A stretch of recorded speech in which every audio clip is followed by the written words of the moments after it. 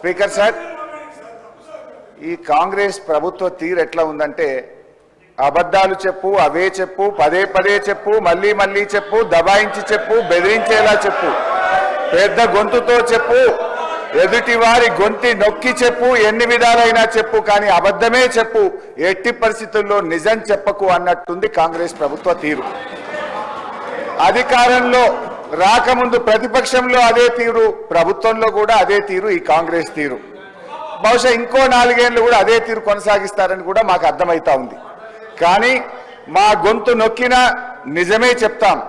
మేము చెప్పేవన్నీ నిజాలు, అర్ధరాత్రి నిద్రలో అడిగినా నిజమే చెప్తామని చెప్తూ నా ఉపన్యాసాన్ని ప్రారంభిస్తా ఉన్నాను. అధ్యక్ష, సింపుల్, నేను లెక్కల్లోకి పోయే ముందు I want to set right the house records and I want to challenge the బట్టి గారు. ఒకవేళ నేను ఇక్కడ అడుగుతున్నా అధ్యక్ష, ఇది నేను ఒక నిమిషం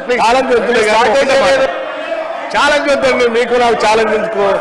ఛాలెంజ్ వద్దు, ఒకటే మాట అడిగి కూర్చున్నా. సార్ హరీష్ గారు, నేను ఒకటే మాట అడుగుతున్నాను, ఛాలెంజ్ చేయట్లేదు వారితో. ఒక నిమిషం, నేనేం ఛాలెంజ్ చేయట్లేదు వారితో, ఒక మాట అడగదలుచుకున్నాను మీ ద్వారా పర్మిట్ చేసి. నేను ఒకటే అడుగుతా ఉన్నాను, ఈ tentative risk weighted outstanding guarantee అనేటువంటి అమౌంట్ కాలంని నీకంటే ముందున్న ఆర్థిక మంత్రులు ఎప్పుడైనా పెట్టారా? నీ తర్వాత వచ్చిన వాళ్ళు ఎప్పుడైనా పెట్టారా? ఈ రెండింటి సమాధానం చెప్పాలన్నమాట. ఇది మీ ఒక్కళ్ళు వచ్చినప్పుడే ఎందుకు వచ్చింది? ఇది మీకంటే ముందున్నటువంటి వాళ్ళు కూడా ఆర్థిక శాఖ మంత్రులుగా ఎప్పుడైనా పెట్టారా?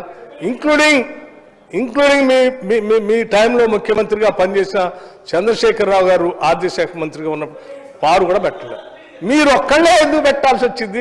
వాళ్ళు మీ టైంలోనే ఎందుకు ఇట్లా చేశారు? ఎందుకు ఇంత సభని ప్రజలు తప్పుదో పట్టించారు? మీరు దాని ఒక్కదాని సమాధానం చెప్పండి.